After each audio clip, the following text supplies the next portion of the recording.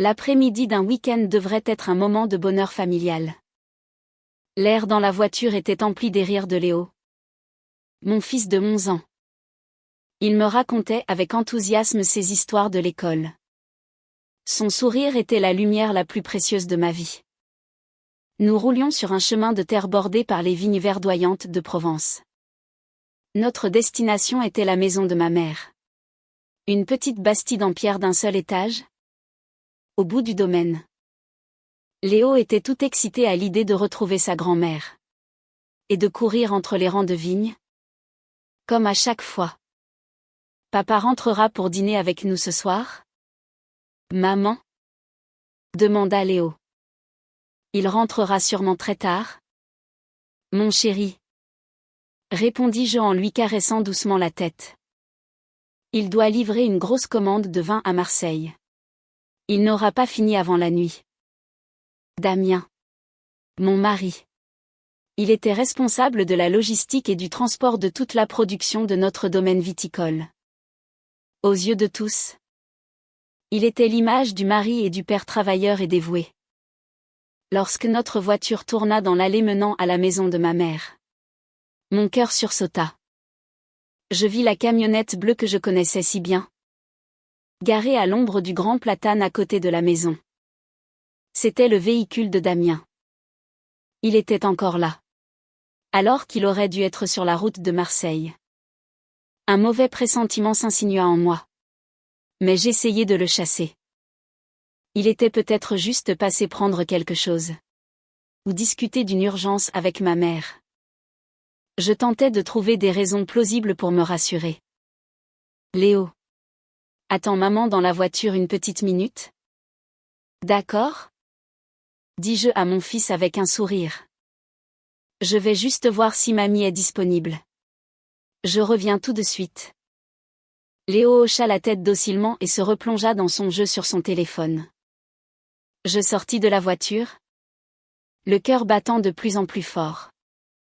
L'atmosphère autour de la maison de ma mère était étrangement silencieuse aujourd'hui. D'habitude, j'entendais toujours le son de la radio diffusant de vieilles chansons françaises en fond. Mais aujourd'hui, le silence était tel qu'on pouvait entendre le vent dans les feuilles.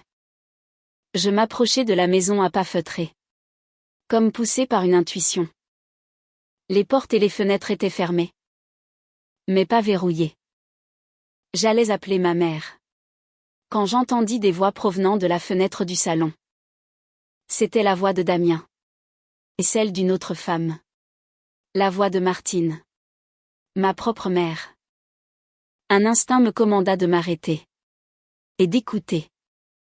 Je me glissai doucement sur le côté de la fenêtre, essayant de regarder à travers les persiennes en bois. L'image était floue. Mais les sons étaient d'une clarté terrible. Des sons qui allaient changer ma vie pour toujours. Je t'ai déjà dit d'être patient? Dit la voix de ma mère. Sur un ton irrité et mécontent. Attends qu'Élise revienne. Ensuite, on la convaincra de signer les documents. Fais-lui juste signer l'autorisation pour le prêt. Dis-lui que c'est pour acheter de nouveaux équipements pour la cave. Une fois que la banque aura approuvé le prêt, on prendra l'argent pour refaire notre vie. Quant au domaine, si elle est assez stupide pour se porter garante, il finira par nous appartenir de toute façon. Mon esprit se vida. Je pouvais à peine croire ce que j'entendais. Ma mère parlait de moi. Sa propre fille. En utilisant ce pronom impersonnel. Elle. Et que complotait-il? Un prêt. Le domaine. De quoi s'agissait-il? Et Élise ne se doutera de rien? Tu crois? Martine? Demanda la voix de Damien. Une voix empreinte de cupidité. Et Léo? Si Élise découvre tout. Elle ne se doutera de rien. Ma mère rit dans sa gorge. Un rire qui fut le plus dégoûtant que j'ai jamais entendu.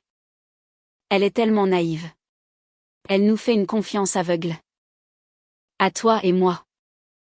Le « toi » que ma mère prononçait n'était pas celui qu'on adresse à un gendre. Mais à un amant. Quant au petit Léo, c'est mon petit-fils. Je saurais bien l'amadouer. C'est mieux qu'il vienne vivre avec nous. Sa mère est bien trop faible. Elle est incapable de gérer cet héritage. Seul un homme comme toi, mon amour, peut faire prospérer ce domaine. Je restai figée, comme frappée par la foudre en plein jour. Mes mains étaient glacées. Mon corps tremblait de façon incontrôlable. Ce n'était pas juste un plan pour voler de l'argent. Ce n'était pas juste une infidélité. C'était une conspiration. Pour s'emparer de tout ce qui m'appartenait. Tout l'héritage de mon père.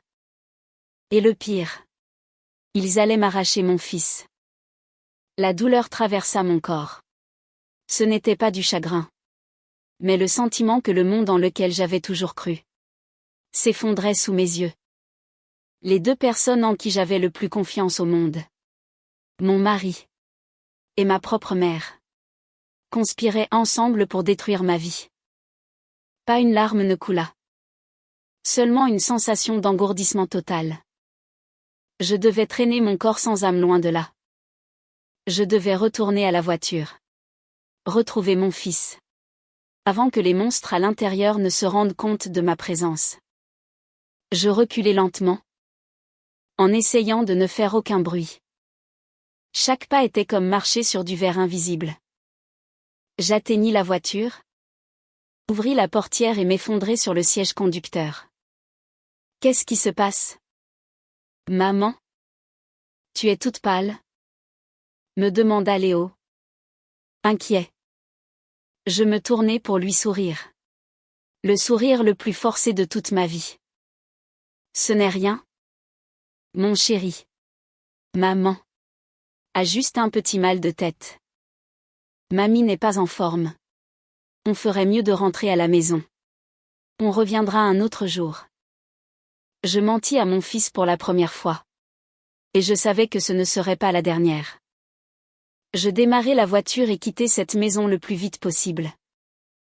Je ne regardais pas dans le rétroviseur. Je ne voulais plus jamais revoir la maison qui avait été le paradis de mon enfance. Aujourd'hui, elle était devenue un nid de vipères.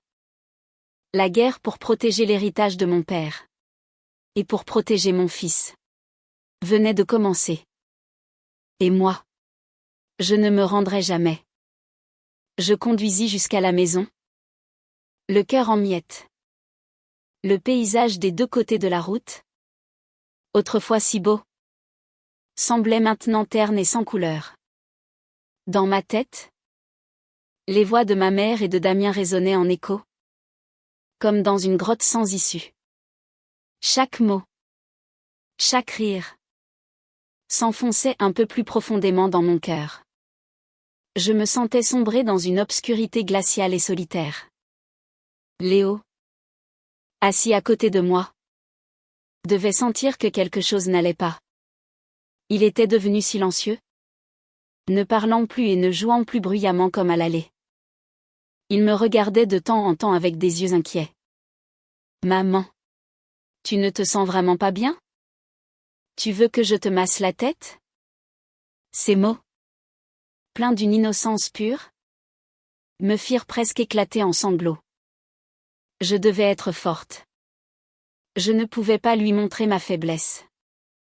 Ça va aller? Mon chéri. Juste un peu de fatigue. Forçai-je un sourire. Une fois à la maison, une petite sieste et ça ira mieux.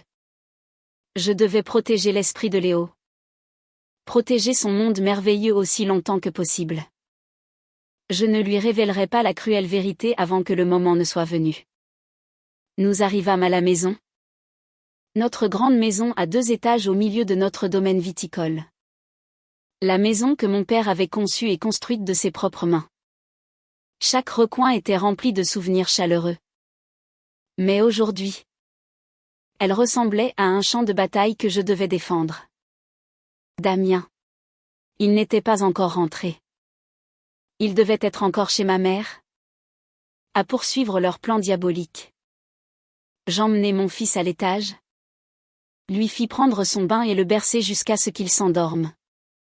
Je restais assise à regarder son visage endormi. Si innocent et sans souci. Il était tout pour moi. La seule raison qui me poussait à me battre. Jamais je ne laisserai quelqu'un me l'arracher. Ni détruire son avenir. Une fois Léo profondément endormi, je descendis m'asseoir dans l'obscurité du salon. Je n'allumai aucune lumière, laissant seulement le clair de lune filtré par la fenêtre. Le silence me permit de me retrouver face à moi-même. Face à la réalité. Je repensais au passé. Au temps où mon père était encore en vie. Il aimait et gâtait énormément ma mère. Elle n'avait jamais eu à travailler dur. Son seul rôle était d'être la magnifique propriétaire du domaine. Quant à mon père et moi, c'est nous qui travaillons dur. Les mains dans la terre. Au milieu des vignes. Mon père me disait toujours, la terre ne nous ment jamais. Ma fille. Si on prend bien soin d'elle, elle nous le rendra toujours. C'est pareil avec les gens. Mais je savais maintenant que certaines personnes, même si l'on prend soin d'elles, sont prêtes à nous trahir. Surtout les plus proches. Puis je pensais à Damien. Nous nous étions rencontrés lorsqu'il avait postulé pour un poste de chauffeur au domaine. Il y a plus de 10 ans. C'était un jeune homme qui semblait travailleur. Poli et sincère. Il avait pris soin de moi. M'avait aidé en tout. Et j'étais tombée amoureuse de lui. Au début, ma mère ne semblait pas l'apprécier, disant qu'il n'était pas de notre rang. Mais finalement, voyant que je l'aimais, elle avait cédé. Nous nous étions mariés et avions eu Léo. Notre trésor. Notre vie semblait parfaite. Damien avait été promu pour gérer toutes les expéditions. Il travaillait dur et semblait nous aimer. Léo et moi. Plus que tout. Je n'avais jamais soupçonné que sous ce masque de bon mari et de bon père, il cachait une cupidité et une ambition dévorante. Et je n'aurais jamais imaginé que ma propre mère deviendrait sa complice. Le bruit familier d'un camion se fit entendre devant la maison, me tirant de ma rêverie. Damien était de retour. Mon cœur s'accéléra. Je devais lui faire face. J'essuyai rapidement les larmes qui venaient de couler et composai mon visage le plus normalement possible. Une nouvelle scène de mon théâtre personnel allait commencer. Il entra dans la maison, feignant d'être épuisé par un long voyage. Oh. Élise. Pas encore couchée? Et pourquoi tu restes dans le noir? Je t'attendais. Bien sûr. Dis-je d'une voix faussement câline. Dis-moi. Pourquoi tu rentres si tôt? Je pensais que tu ne serais de retour que demain. J'ai fini de décharger plus vite que prévu. Alors j'ai repris la route tout de suite. Ma femme et mon fils me manquaient, dit-il en s'approchant pour m'enlacer. Je m'écartai légèrement. Va prendre une douche d'abord. Tu dois être tout transpirant. Je te prépare quelque chose à manger. Je profitais de cette excuse pour garder mes distances. Je n'étais pas prête à ce qu'il me touche maintenant. Il parut un peu déçu, mais ne se douta de rien. Au fait, tu es passé voir ta mère aujourd'hui? Demanda-t-il alors qu'il s'apprêtait à monter l'escalier. C'était la question pour laquelle j'avais préparé une réponse. Pas encore. Léo se plaignait d'un petit mal de tête. Alors je l'ai laissé se reposer. Je pensais y passer demain matin. Ah bon? C'est grave? Demanda-t-il d'une voix faussement inquiète. Non. Rien de grave. Il dort maintenant? Répondis-je. Mentir n'était pas facile. Surtout à l'homme avec qui je partageais mon lit depuis plus de 10 ans. Mais je devais le faire. Pour gagner du temps et pour me protéger. Tant mieux. Demain, on ira voir ta mère ensemble alors. Elle se plaignait de s'ennuyer. Ces mots me donnèrent la nausée.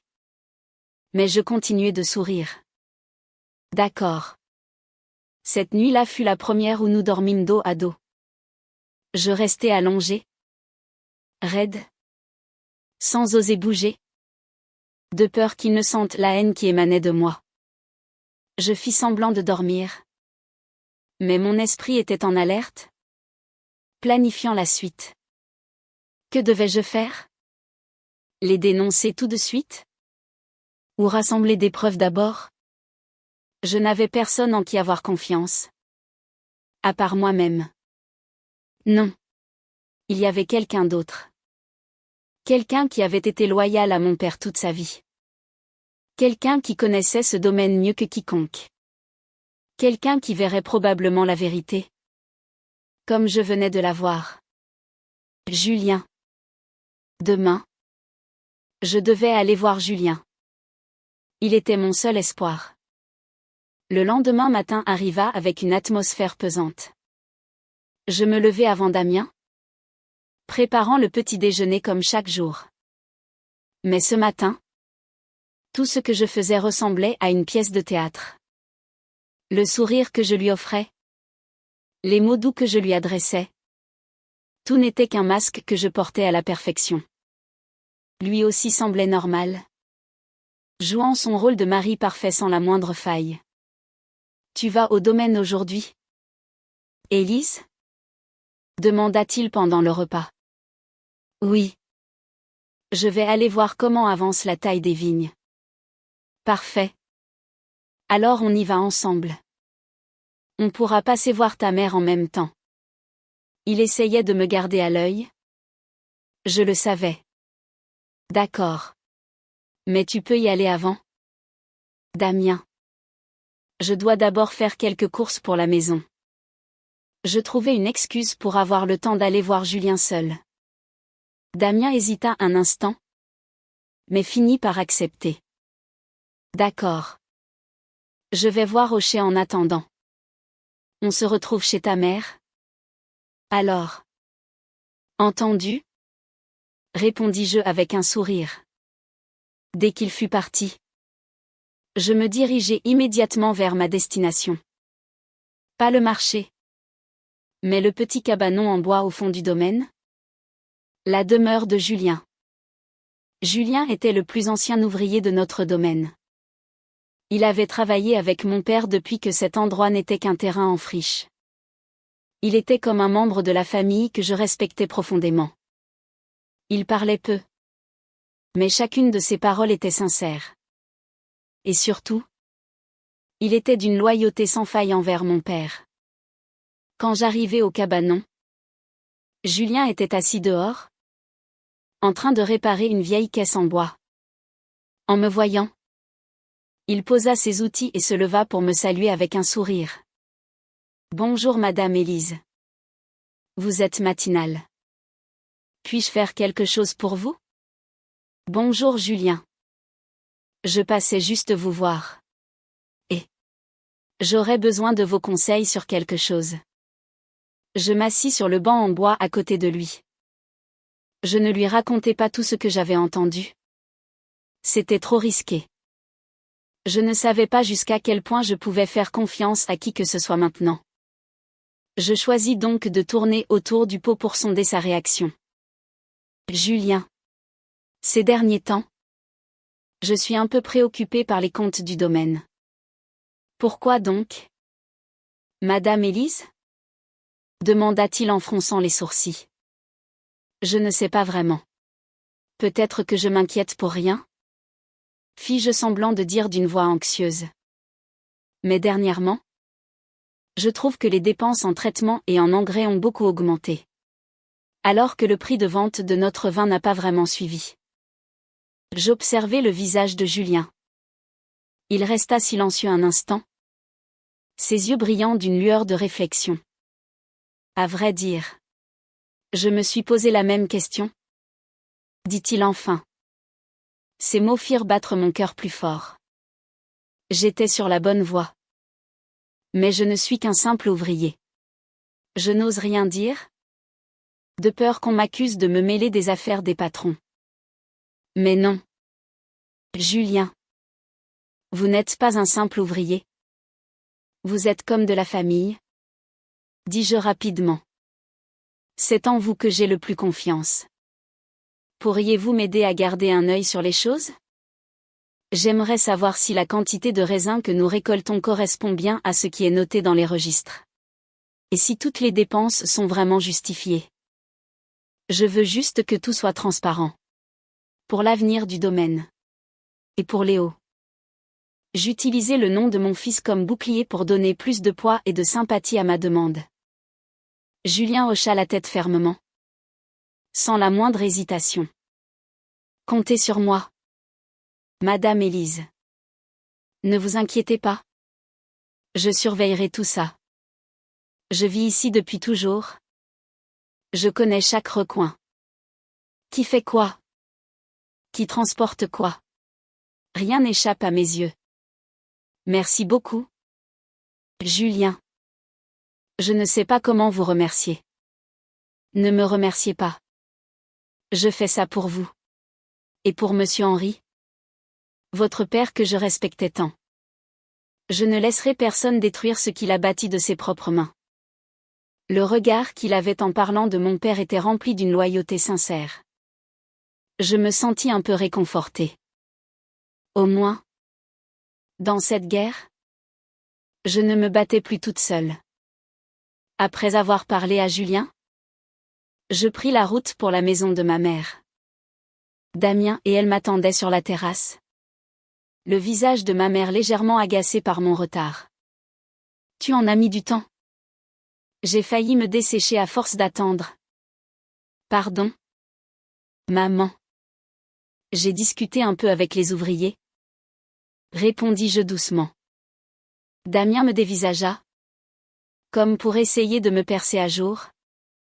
Mais je gardais un visage impassible. J'ai quelque chose d'important à te dire. Entre. Ils commencèrent leur grande pièce de théâtre. Celle que j'avais déjà entendue la veille. Ma mère commença à parler du fait que le domaine avait besoin d'un investissement important pour se développer. Qu'il fallait moderniser la cave. Replanter une parcelle. Toutes sortes de raisons qui semblaient plausibles. Damien renchérissait. Peignant un tableau idyllique des profits que nous pourrions faire. Alors. Avec Damien, on s'est dit qu'on pourrait demander un prêt à la banque pour investir? Dit ma mère. Allant droit au but. Mais pour un prêt aussi important? Il faut une garantie sur le terrain. Et il faut que quelqu'un signe l'autorisation. Alors je voulais te demander, Élise, de signer les papiers. Elle me tendit un dossier. Je le pris, feignant de le feuilleter avec intérêt. Alors qu'au fond de moi, j'avais envie de le déchirer et de le leur jeter au visage. C'est pour notre domaine? Ma chérie. Pour l'avenir de Léo? Dit ma mère d'une voix douce. C'était la même phrase que je venais d'utiliser avec Julien. Mais le poids et le sentiment étaient radicalement différents. Je ne dis ni oui ni non tout de suite. Il y a beaucoup de documents. Maman. Est-ce que je peux les ramener à la maison pour les lire attentivement? Avec l'argent. Il faut être prudente. J'utilisais la prudence comme excuse pour gagner du temps. Damien et ma mère n'avaient pas l'air contents. Mais ne pouvaient rien y objecter. D'accord. Mais ne traîne pas trop. Le temps presse? Dit ma mère d'une voix sèche. Oui. Maman.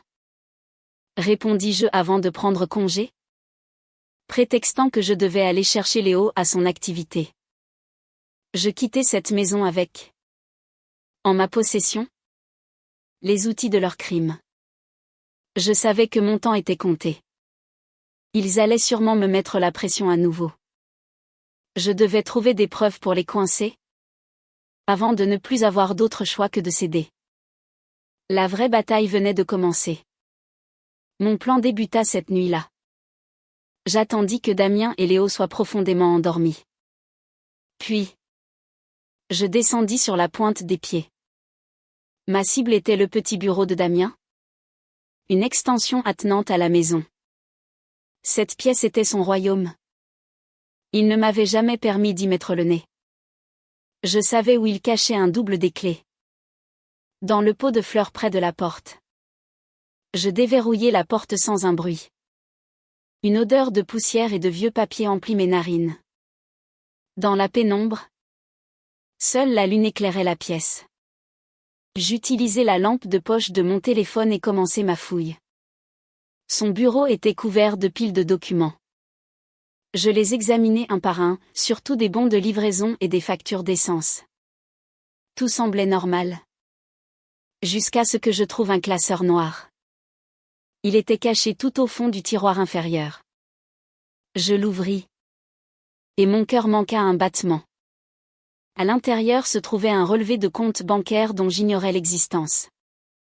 Un compte au nom de Damien ? Mais l'adresse associée était celle de la maison de ma mère. Ce compte affichait des mouvements d'argent considérables. De nombreux virements provenant de noms inconnus. Souvent effectués juste après ses livraisons de vin. Je compris tout d'un coup. Il vendait secrètement une partie de nos meilleures cuvées. L'argent n'allait pas sur le compte du domaine, mais sur son compte secret. Il détournait les fruits de la terre que mon père avait cultivée. Pour son propre profit. La colère m'envahit. Mais je la maîtrisais. Je pris en photo chaque page du relevé bancaire. Comme preuve. Je continuai à chercher et tombai sur quelque chose d'encore plus troublant. C'était une copie des titres de propriété de plusieurs parcelles de notre domaine. Mais une parcelle était particulièrement mise en évidence. Surlignée. C'était la plus grande. La plus productive. Le cœur de notre vignoble. Dans un coin de la page. L'écriture de Damien, celle-là. Il nous la faut. À côté. Un post-it avec le numéro de téléphone d'un promoteur immobilier de la région. Mon cœur s'emballa. Il ne voulait pas seulement un prêt. Il voulait s'emparer de cette terre pour la vendre. Je remis tout en place méticuleusement. Sans laisser de traces. Je remontai dans notre chambre et m'allongeai à côté de mon imposteur de mari. Cette nuit-là, j'eus l'impression de dormir à côté d'une vipère prête à me mordre à tout moment. Quelques jours plus tard, Julien commença à me transmettre des informations. Il écrivait des messages sur de petits bouts de papier qu'il déposait sous une pierre derrière la maison. Notre cachette secrète. Le premier message confirma mes découvertes, plusieurs caisses de la meilleure cuvée ont disparu du stock. M. Damien a dit que c'était une erreur de mise en bouteille. Mais j'ai vu que c'était nos meilleures bouteilles. Les messages suivants furent encore plus clairs, une camionnette inconnue est venue charger des caisses au chai. Tard dans la nuit. Pas de pesée. Pas de facture. M. Damien a commandé de nouveaux traitements. Mais je n'ai vu aucune livraison arriver. Tout cela visait à créer de fausses dépenses pour justifier le prêt. Il travaillait en équipe. Selon un plan bien ficelé. Les preuves s'accumulaient. Mais je ne pouvais encore rien faire. Il me manquait la preuve ultime. Celle qui les piégerait sans issue. Je devais attendre et continuer à jouer la comédie. C'était une lutte psychologique épuisante et torturante. Damien et ma mère augmentaient la pression chaque jour.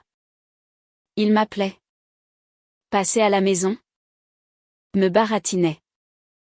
Ils se servaient de Léo pour me faire culpabiliser. Élise. Si on obtient cet argent, papa t'achètera le nouvel ordinateur que tu veux. Léo. C'est l'avenir de ton fils qui est en jeu. Élise. Une simple signature. Pourquoi es-tu si dur ? Chaque mot était comme un poison. Je devais tenir bon. Feindre l'hésitation. Prétendre penser à mon fils. Laissez-moi encore un peu de temps. Je voudrais en parler à une amie qui a aussi un domaine. Je gagnais une semaine. Mais je savais que ce sursis était précaire. Je marchais sur un fil sur le point de rompre. La pression de ma mère et de Damien devenait insupportable. Ils passaient des flatteries aux reproches et à la colère. L'ambiance à la maison était électrique. Damien s'énervait de plus en plus souvent contre moi. Il ne prenait même plus la peine de jouer au mari parfait. Parfois, il claquait les portes ou me parlait sèchement devant notre fils. Léo commençait à sentir que quelque chose n'allait pas. Maman, pourquoi papa est de si mauvaise humeur en ce moment? Me demanda-t-il avec un air triste. Il est juste stressé par le travail? Mon chéri. Ce n'est rien. Je mentais à mon fils jour après jour. Et chaque mensonge me brisait le cœur. Je me sentais coupable de l'entraîner dans ce champ de bataille d'adulte. Ma mère, quant à elle, m'appelait presque tous les jours pour me réprimander. Élise. Alors? Tu te décides? Oui ou non? Tu signes ou pas? Si tu tiens à ton confort et que tu ne veux pas que le domaine périclite, dépêche-toi de signer. Arrête de jouer les princesses qui réfléchissent trop. C'est agaçant. Sa voix était pleine de hargne, ne laissant aucune trace de la mère douce qu'elle avait été. Je savais que mon temps était compté. Je cherchais d'autres preuves. Sans succès. Ce que j'avais suffisait peut-être à coincer Damien. Mais pas ma mère. Il me fallait quelque chose de plus tangible. Quelque chose qui révélerait sa vraie nature au grand jour. Prétextant vouloir consulter mon ami, je quittai la maison pendant la journée. Je conduisis sans but, l'esprit confus et désespéré. Que devais-je faire? Abandonner et les laisser obtenir ce qu'ils voulaient pour préserver cette famille factice pour mon fils? Non. C'était impossible. Ce serait trahir mon père et me trahir moi-même. Je me souvins alors d'un avocat en qui mon père avait confiance. Maître Dubois. C'était un avocat local, réputé pour son intégrité. Peut-être pourrait-il me conseiller. Je me rendis à son cabinet, dans le centre d'Aix-en-Provence. Je lui racontai toute l'histoire, omettant l'implication de ma mère. Je n'osais pas encore en parler. Je dis seulement que je soupçonnais mon mari de détourner de l'argent et d'essayer de me faire signer une garantie pour un prêt frauduleux. Maître Dubois m'écouta attentivement. Il examina les copies des preuves que j'avais apportées et fronça les sourcils. D'après ce que je vois, les preuves que vous avez concernant le détournement sont assez solides, madame.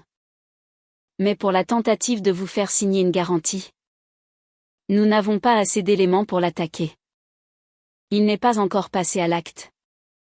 La seule chose à faire pour l'instant est de continuer à gagner du temps et de ne signer aucun document, quelle que soit la pression. Ces conseils ne me rassurèrent guère. C'était comme retarder l'inévitable. Je rentrai à la maison, le cœur encore plus lourd. Je me sentais acculé, sans issue. En arrivant au domaine, je ne rentrai pas tout de suite. Je garai la voiture et marchai dans les vignes. Là où je jouais avec mon père quand j'étais enfant. Je marchai jusqu'au cabanon de Julien, au fond du domaine.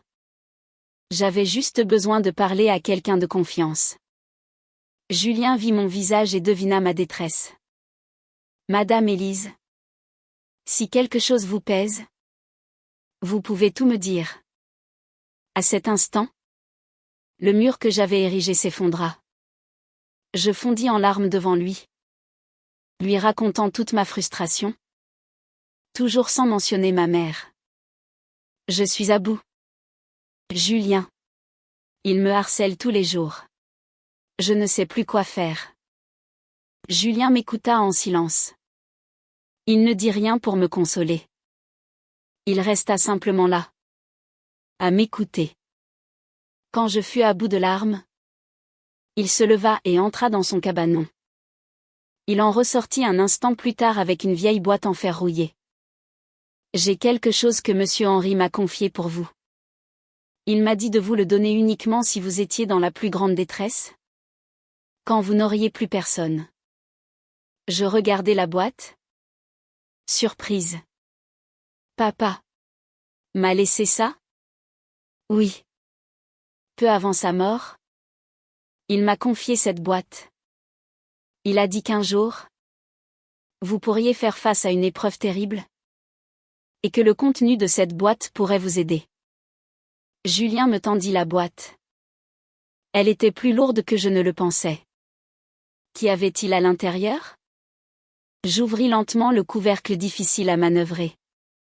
Ce que je vis à l'intérieur me coupa le souffle. Ce n'était ni de l'argent, ni des bijoux.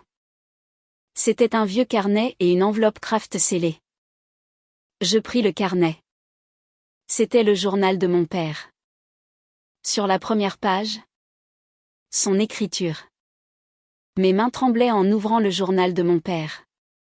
Chaque lettre qu'il avait écrite me donnait l'impression qu'il était assis en face de moi, me parlant. Il racontait son rêve de créer ce domaine viticole. Il décrivait son amour pour cette terre et le bonheur de la voir prospérer. Je lus page après page, jusqu'à tomber sur un passage qui me fit m'arrêter net. Mon père écrivait au sujet de ma mère. Il écrivait qu'il l'aimait profondément, mais qu'il connaissait aussi ses désirs secrets. Ma mère n'aimait pas le travail de la vigne. Elle aimait le confort, le statut social. Mon père savait qu'un jour, sans lui, elle pourrait décider de vendre le domaine pour vivre la vie dont elle rêvait. Je n'en veux pas à ta mère, Élise, avait-il écrit. Chacun a des rêves différents. Mais ce domaine, c'est ma vie. C'est l'âme de nos ancêtres. Je ne peux pas le laisser être détruit. C'est pourquoi j'ai dû faire quelque chose pour protéger cet héritage. Pour toi. Et pour Léo. Cette dernière phrase me fit poser le carnet et saisir l'enveloppe. Je l'ouvris avec précaution. À l'intérieur se trouvaient des documents juridiques. L'un d'eux attira immédiatement mon attention. En en-tête, il était écrit « Testament additif ». C'était un testament que mon père avait fait rédiger en secret par Maître Dubois. Quelques mois seulement avant sa mort. Dans ce testament, il était clairement stipulé que la terre héritée de ses propres parents, la plus grande et la plus fertile des parcelles, le cœur même du domaine que Damien convoitait, était légué en pleine propriété à moi, Élise, et à moi seule. La condition était que ce droit de propriété deviendrait effectif le jour où je me marierais et fonderais ma propre famille. Quant à ma mère, mon père lui léguait la maison où elle vivait, ainsi que les terrains environnants, des biens de grande valeur qui lui permettraient de vivre confortablement jusqu'à la fin de ses jours. Mais elle n'avait plus aucun droit sur la parcelle principale du domaine. Mon père l'avait délibérément écartée du pouvoir de décision pour l'empêcher de vendre la terre. C'était l'héritage oublié. Le secret que mon père avait gardé pour me protéger. Les larmes coulèrent sur mes joues. Des larmes de gratitude. Mon père avait tout prévu. Il savait ce qui arriverait. Il m'avait bâti la plus solide des armures sans que je le sache. Il ne m'avait pas abandonné. Il me protégeait encore, à travers ce testament. Désormais, j'avais toutes les cartes en main. J'avais les preuves de la fraude de Damien et le testament qui confirmait mon droit de propriété. Je n'étais plus l'agneau prêt à être sacrifié. J'étais la propriétaire, la maîtresse de leur destin. La peur et la confusion disparurent, laissant place à une détermination de fer. Je remis les documents dans la boîte et remerciai Julien. Merci. Julien. Cet objet vient de me sauver la vie. Bonne chance. Madame Élise. Me sourit-il en guise d'encouragement. Je rentrai à la maison. Un plan clair en tête. Je n'allais pas les démasquer tout de suite. J'allais attendre qu'ils tombent d'eux-mêmes dans le piège que j'allais leur tendre. 2 jours plus tard, Damien lança son offensive. Il vint me voir le soir, avec les mêmes documents de prêt. Élise. Il faut qu'on parle. dit-il d'un ton sérieux. On ne peut plus attendre. Demain, nous devons aller à la banque. Si tu ne te décides pas, je devrais le faire pour toi. Pour le bien de notre famille. Il passait à la manière forte. Je feignis l'hésitation, la confusion, la peur. Mais je n'ai pas encore lu tous les papiers. Plus besoin de lire. Ce n'est pas compliqué. Cria-t-il. Signe. Et tout sera réglé. Fais-moi confiance. Je m'occupe de tout. J'ai peur. S'il y a un problème, comment ferons-nous? Il soupira bruyamment. Puis changea de tactique. Il s'approcha, m'entourant les épaules. Oh, ma chérie. N'aie pas peur. Je suis là. Je t'aime tellement. Toi et le petit. Jamais je ne vous mettrai dans le pétrin. Ces mots me révulsaient. Mais je continuais de jouer mon rôle. D'accord. D'accord. J'accepte. Fis-je semblant de céder. Demain, nous irons à la banque. Son visage s'illumina de joie. Très bien. Élise. Je suis si content que tu comprennes. Il me serra fort dans ses bras. Si fort que j'en avais le souffle coupé. Alors demain, retrouvons-nous d'abord à l'étude du notaire? À 10 heures. On signe la procuration. Et ensuite on va à la banque. Ta mère sera là aussi. D'accord. Répondis-je. Un sourire narquois se dessinant dans mon esprit. Ils ignoraient que demain, ce n'était pas un banquier qui les attendrait, mais un avocat, armé d'une vérité qui allait anéantir tous leurs plans. Je passai la nuit à me préparer. J'appelai Maître Dubois pour lui exposer mon plan. Il fut surpris au début. Mais après avoir vu la copie du testament que je lui avais envoyé, il comprit tout. Il promit de m'aider et nous convînmes de nous retrouver à l'étude du notaire le lendemain matin. Cette nuit-là, je ne dormis pas. Mais ce n'était pas à cause de l'inquiétude. J'étais excitée. Comme une guerrière avant la bataille la plus importante de sa vie. Je regardais le visage de Damien endormi à côté de moi. Ce visage que j'avais trouvé si beau et qui me paraissait maintenant si méprisable. Je plaignais sa bêtise. Lui qui pensait pouvoir me duper. Le matin arriva. Je m'habillai simplement mais avec soin. Je me comportais normalement. Préparant le petit déjeuner pour mon fils et mon mari. Damien était d'humeur exceptionnellement bonne. Fredonnant en mangeant. Il devait déjà rêver de l'argent et de sa nouvelle vie confortable. Papa va juste faire une course avec maman. Léo, dit-il à notre fils. Ce soir, en rentrant, j'aurai une grosse surprise pour toi. Ces mots étaient comme un couteau dans mon cœur. Il se servait de notre fils sans le moindre remords. Après avoir déposé Léo à l'école, nous partîmes en voiture. Notre destination, l'étude notariale.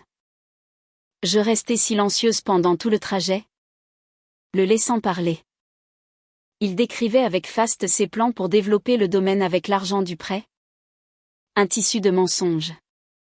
Quand nous arrivâmes, ma mère nous attendait déjà. Elle était particulièrement bien habillée aujourd'hui. Le visage rayonnant. Vous voilà enfin. On va pouvoir vite régler ça. Ils échangèrent un regard complice. Ils pensaient que la victoire était à portée de main. Le notaire est déjà là. Maman? Demandai-je faussement. Quel notaire?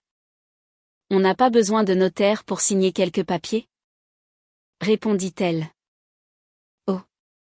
Mais hier soir, je n'étais pas tranquille. Alors j'ai appelé Maître Dubois pour avoir son avis. C'est l'ancien avocat de papa, en qui il avait toute confiance. Je voulais juste qu'il vérifie les documents par prudence. Il a dit qu'il nous rejoindrait ici à 10 heures. Ah. Tenez. Le voilà justement. Je désignai la silhouette de Maître Dubois qui s'approchait de nous. Les visages de ma mère et de Damien changèrent instantanément. Ils semblaient choqués et mécontents. « Pourquoi as-tu appelé un avocat ? Tu ne me fais pas confiance ? » me chuchota ma mère d'une voix dure. « Si. Maman. C'est juste pour être sûre. » souris-je innocemment. Maître Dubois s'approcha et nous salua poliment. « Bonjour Madame Martine. Monsieur Damien ? Et Madame Élise. Je vous en prie. Entrons. J'ai déjà pris rendez-vous avec le notaire principal. » Nous le suivîmes dans une salle de réunion de l'étude. À l'intérieur, 2 notaires d'un certain rang nous attendaient. L'atmosphère était formelle et intimidante, au point que ma mère et Damien commencèrent à paraître anxieux. Maître. Nous venons juste pour une simple procuration. Pourquoi en faire toute une histoire ? demanda Damien. Maître Dubois sourit légèrement. Aujourd'hui. Nous ne sommes pas là que pour une procuration. Monsieur. Il se tourna vers les notaires. Moi. En ma qualité d'exécuteur testamentaire de feu Monsieur Henri. Je déclare ouverte la lecture de son testament additif, qui a pleine valeur légale, devant témoins. Le mot « testament » fit blêmir ma mère et Damien. Quel testament ? Henri m'a tout légué à moi seul. Il n'y a pas de testament additif, s'écria ma mère. Maître Dubois ne discuta pas. Il sortit simplement le document original de son dossier et le tendit au notaire pour vérification. L'un d'eux le prit, l'examina et hocha la tête pour confirmer son authenticité. Ce testament est parfaitement légal, Madame. Et il stipule clairement que... Le notaire commença à lire le contenu du testament d'une voix forte et claire. Point la parcelle cadastrée section ZK. Numéro 12. 6 sur la commune de. D'une superficie de 21 hectares. Je la lègue en pleine propriété à Madame Élise. Ma fille. Et à elle seule. Chaque phrase lui était comme un coup de marteau sur leur plan. Ma mère était assise, tremblante, les lèvres pincées, les yeux écarquillés d'incrédulité. Le visage de Damien passa du blanc au vert. Il serra les poings si fort que ses veines ressortaient. C'est faux. C'est impossible. C'est une erreur. Hurla Damien. C'est un faux document. Vous êtes tous de mèche pour nous voler. Tout est conforme à la loi. Monsieur Damien ? dit Maître Dubois d'une voix calme. Si vous n'êtes pas satisfait, vous pouvez toujours intenter une action en justice. Mais je peux vous assurer que vous n'aurez aucune chance de gagner. Qu'est-ce que ça veut dire ? murmura ma mère d'une voix faible. Ça veut dire que... cette terre... elle n'est pas à moi ? Légalement. Non. Madame Martine ? répondit Maître Dubois. Vous êtes propriétaire de la maison et des terrains alentours ? Conformément au premier testament. Mais la parcelle principale du domaine appartient en totalité à Madame Élise. Leur plan s'était effondré en un instant. La terre qu'ils voulaient hypothéquer. L'argent dont ils rêvaient. Tout cela ne leur avait jamais appartenu. Le silence retomba sur la pièce. Un silence de défaite et de stupéfaction. Ma mère s'effondra sur sa chaise. Le regard vide. Comme quelqu'un dont le monde venait de s'écrouler. Damien fut le premier à reprendre ses esprits, mais avec une colère incontrôlable. Toi! Espèce de vipère! cria-t-il en se tournant vers moi. Tu avais tout prévu? N'est-ce pas? Il se jeta sur moi. Comme une bête blessée. Mais Maître Dubois et un notaire s'interposèrent rapidement. Calmez-vous. Monsieur, dit le notaire d'une voix ferme. Toute violence dans une étude officielle est sévèrement punie par la loi. Vous êtes tous des pourris. Complices pour me voler mon bien. Continua-t-il d'insulter.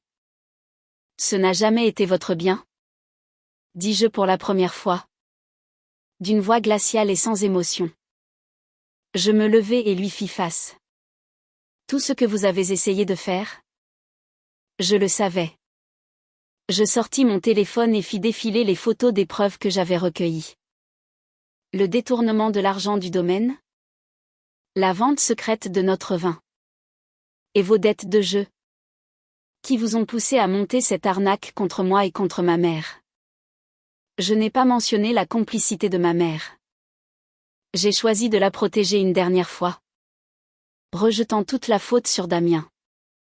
Comment tu sais ça? Balbutia-t-il. Le visage décomposé. Est-ce que ça a de l'importance? Ce qui est important, c'est que toutes ces preuves sont maintenant entre les mains de mon avocat. Si vous ne cessez pas ce scandale, nous nous reverrons au tribunal. Pour une affaire pénale. Le mot « pénal » figea Damien. La peur remplaça la colère. Il me regarda avec un mélange de haine et de crainte. Puis il se tourna vers ma mère. Comme pour implorer son aide. Martine. Aide-moi. Mais ma mère ne le regardait même pas. Elle était toujours assise. Immobile. Perdue dans son monde en ruine. Elle réalisait probablement que l'homme avec qui elle avait comploté ne valait rien. Qu'il était un escroc aux abois qui allait l'entraîner dans sa chute. Son amour, s'il y en avait jamais eu, s'était évaporé avec leur plan raté. Ne trouvant aucun soutien, Damien éclata d'un rire dément. Ah ah ah. Très bien. Parfait. Puisque je n'ai rien, personne n'aura rien. Sur ces mots, il tourna les talons et s'enfuit de la pièce en courant. Personne n'essaya de le retenir. Tout le monde savait que sa partie était terminée. Après le départ de Damien, le silence revint. Maître Dubois se tourna vers moi. Je vais m'occuper de finaliser les documents de propriété. Madame Élise. Quant à Monsieur Damien, si vous souhaitez porter plainte, je suis à votre disposition. Merci. Maître. Mais pour l'instant, je ne veux rien faire. Laissons le karma faire son travail. Je m'approchai de ma mère. Toujours immobile. Maman. Rentrons à la maison. J'essayai de l'aider à se lever. Mais elle rejeta ma main. Ne me touche pas, dit-elle d'une voix tremblante. Puis elle leva la tête et me regarda pour la première fois. Son regard n'était pas seulement celui de la défaite. Il était rempli de haine. Toi, fille ingrate, tu as détruit ma vie. Tu m'as tout pris. Ces mots étaient comme des lames de rasoir sur mon cœur. Même si je m'y étais préparée, la douleur était vive. Je ne t'ai rien pris du tout. Maman, dis-je calmement. Tout ce que j'ai fait, c'était pour protéger l'héritage de papa. Ce que toi, tu essayais de détruire. Tu es comme ton père. Tu as toujours préféré cette terre à ta propre famille. S'il avait préféré la terre à toi, il ne t'aurait pas laissé la maison et autant de biens. S'il a fait ça, c'est parce qu'il savait ce qui allait arriver. Il protégeait simplement le patrimoine familial. De ta propre cupidité. Ma mère resta sans voix. Comme si je venais de la gifler avec la vérité. Elle me fixa avec la plus grande haine. Puis se leva. Je ne te pardonnerai jamais. Souviens-toi de ça. Elle sortit de la pièce d'un pas sec, me laissant seule, au milieu d'une victoire au goût amer. J'avais gagné. J'avais tout récupéré. Mais j'avais aussi tout perdu. J'avais perdu un mari. Et le plus douloureux, j'avais complètement perdu ma mère. La racine de la trahison avait été arrachée. Mais la terre autrefois si fertile de ma vie était maintenant fissurée. Et il serait difficile de la voir redevenir comme avant. Après ce jour à l'étude du notaire, ma vie changea radicalement. La nouvelle de la révélation du testament secret de mon père se répandit comme une traînée de poudre dans la région. Les gens parlaient de notre famille. Certains disaient que j'étais une pauvre fille trahie par son mari et sa propre mère. D'autres, que j'étais une fille ingrate qui avait spolié sa mère. Je n'accordais aucune importance à ces rumeurs et continuai ma vie. Damien disparut complètement de nos vies. Il ne revint jamais à la maison, ne donna plus jamais de nouvelles. J'appris plus tard par des connaissances qu'il avait fui à cause de ses nombreuses dettes. Ses créanciers le poursuivaient. Et il vivait caché. C'était la conséquence de ses actes. Le karma qu'il devait assumer seul. Quant à ma mère, elle retourna à la maison du domaine, mais ne m'adressa plus jamais la parole. Elle s'enfermait, refusant de voir qui que ce soit. L'atmosphère entre nous était glaciale. La maison autrefois paradisiaque était devenue un enfer silencieux. Notre relation mère-fille était brisée. Nous vivions sous le même toit, mais dans des mondes différents. Chaque fois que j'essayais de lui parler, elle s'enfuyait. Chaque fois que je lui préparais un repas, elle le laissait pourrir. La haine qu'elle me portait était trop profonde pour être réparée. Finalement, elle décida de partir. Elle fit ses valises et alla s'installer chez de lointains parents dans un autre département. Elle ne me dit même pas au revoir. Elle partit en silence, laissant derrière elle un vide immense et une maison sans chaleur familiale. Je devins la propriétaire d'un vaste domaine viticole. Mais en même temps, je devins une femme seule. Heureusement, Julien et les anciens ouvriers restèrent à mes côtés. Ils devinrent ma nouvelle famille. Ensemble, nous travaillâmes dur pour remettre le domaine sur pied. Je dus tout apprendre à gérer seul, la production, les finances, le marketing. C'était un travail colossal, mais je ne baissai jamais les bras. Je relus le journal de mon père. J'appris sa philosophie, ses techniques. C'était comme s'il était à côté de moi, m'enseignant son métier à travers ses écrits. Cela me donna la force de continuer. Je devais préserver cet héritage, pour mon père et pour l'avenir de Léo. Et surtout, j'avais Léo. Il était ma seule lumière dans cette vie sombre. Il était encore jeune, mais il sentait ma peine. Il venait souvent me serrer dans ses bras en disant « Ça va aller ? Maman. Je suis là. » Ces simples mots étaient le meilleur des remèdes. Mais un jour, la question que je redoutais arriva. « Maman. Où est papa ?» demanda Léo pendant le dîner.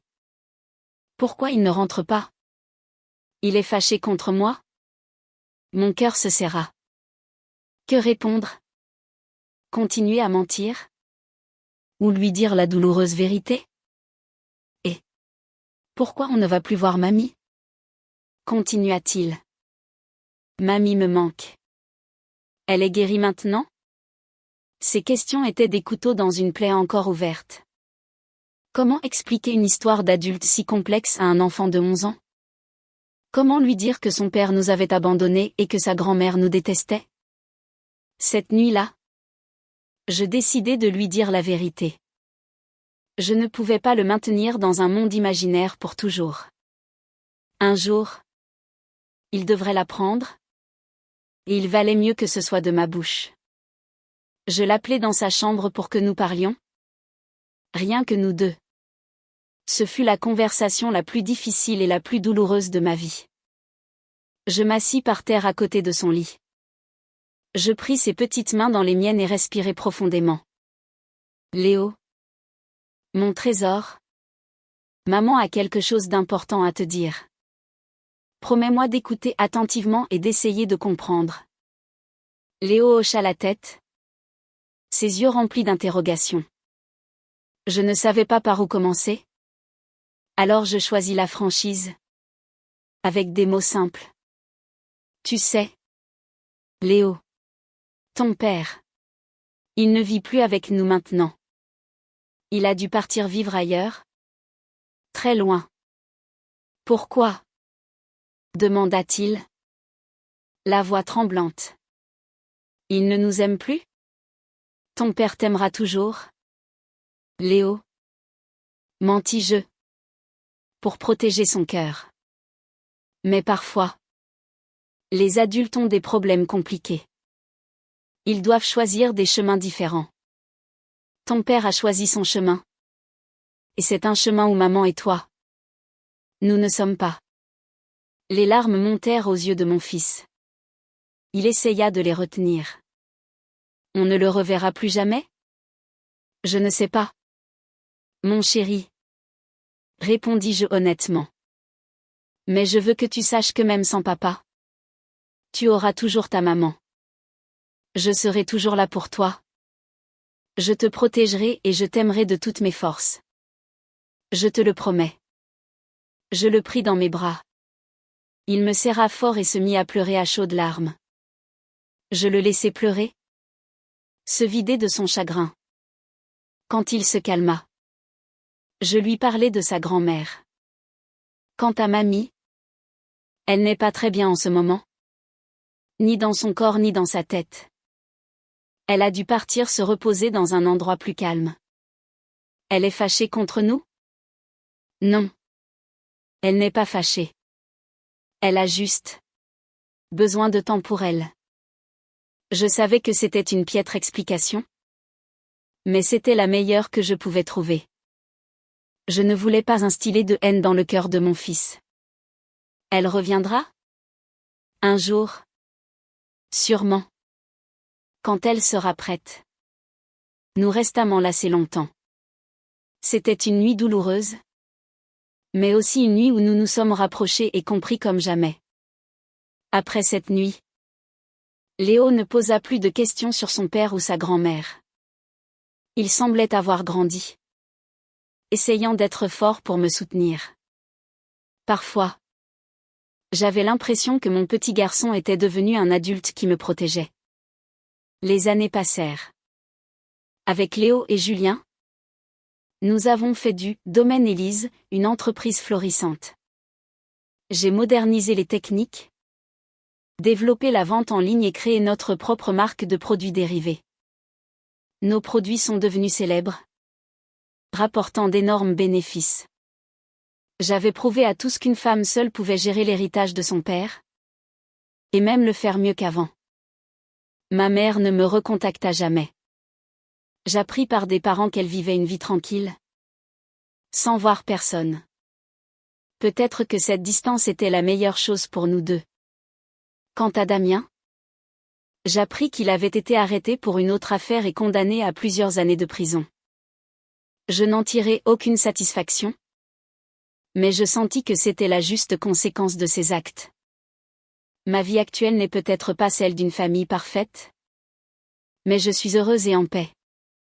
Je suis heureuse de voir les vignes prospérer, de voir les employés mener une belle vie. Et surtout, je suis heureuse de voir Léo devenir un jeune homme bon, qui aime et comprend sa mère. Un jour, alors que je vérifiais les comptes, Léo, maintenant un adolescent de 15 ans, s'approcha. Il tenait à la main un vieux carnet, celui de mon père. Maman, j'ai lu en cachette le journal de papy, dit-il d'un air sérieux. Et j'ai tout compris. Je restai figée, ne pensant pas qu'il le trouverait. J'ai compris pourquoi papa n'est plus là. Pourquoi mamie est partie. Et j'ai compris à quel point tu as dû te battre pour tout protéger. Pour moi. Il posa le carnet et me prit dans ses bras. Je suis tellement fière de toi. Maman. Merci. Merci pour tout. Les larmes me montèrent aux yeux. Des larmes de joie.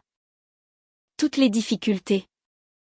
Toutes les douleurs passées en valaient la peine. Après le jour où Léo lut le journal de son grand-père, notre lien devint encore plus fort. Il n'était plus seulement mon fils, mais mon confident, mon partenaire de vie. Il s'intéressait passionnément au travail de la vigne et passait son temps libre à m'aider. Je voyais en lui le reflet de mon père, l'amour de la terre et la volonté de perpétuer l'héritage familial.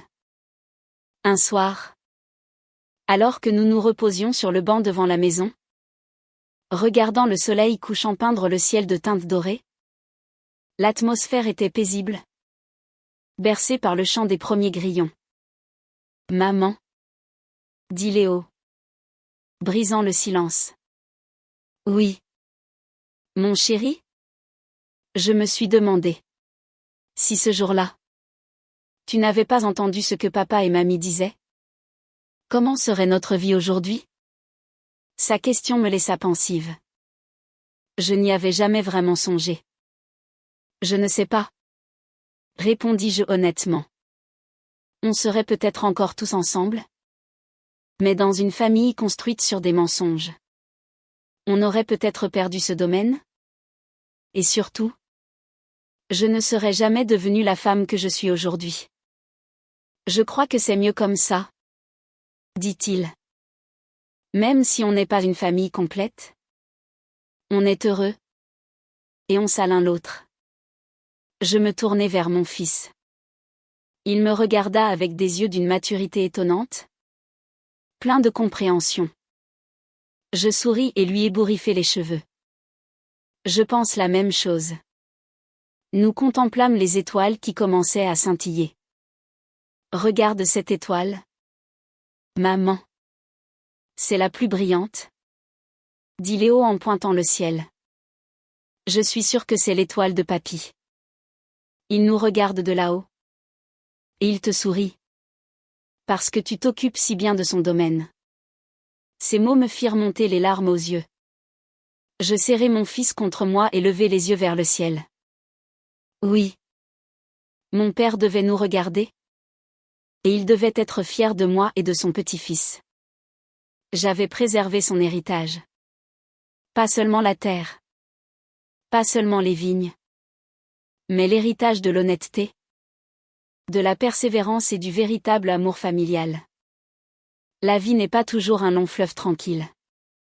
Parfois, des tempêtes dévastatrices emportent tout sur leur passage. Mais après la tempête, la terre fissurée est lavée, et les graines de l'espoir peuvent germer à nouveau, plus fortes et plus belles qu'avant. J'ai peut-être perdu un mari et une mère, mais j'ai gagné un fils merveilleux, découvert ma propre force et honoré l'esprit de mon père.